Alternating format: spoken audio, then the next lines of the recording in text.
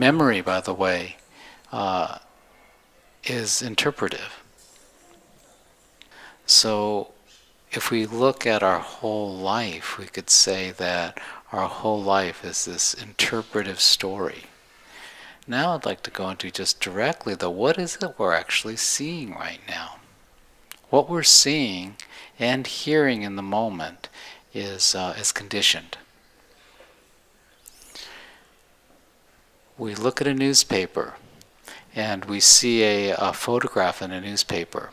It looks like a picture to us, right? But actually what it is a lot of little dots that are darker in some areas than others. So when pictures, like from a newspaper, are shown to someone in an indigenous culture that is not oriented to making their interpretation of that photograph, on a newspaper, what they see is they just see a bunch of dots.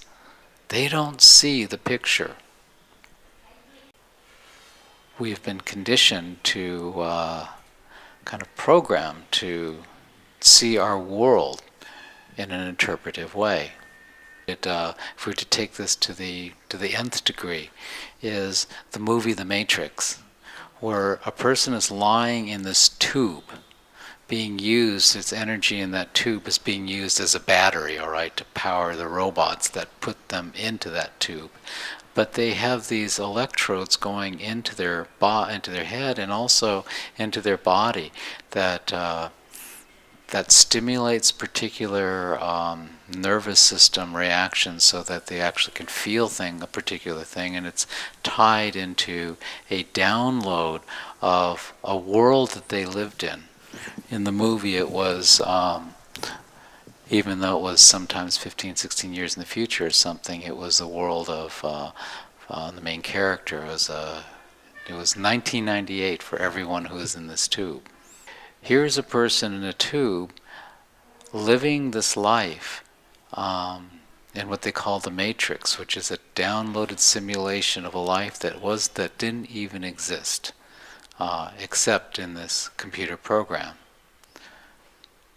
You could say that was probably, there's been many parallels in the satsang communities about we are all in this tube being downloaded with this program that you are this person and this is the life that you have, when in fact you are free. You are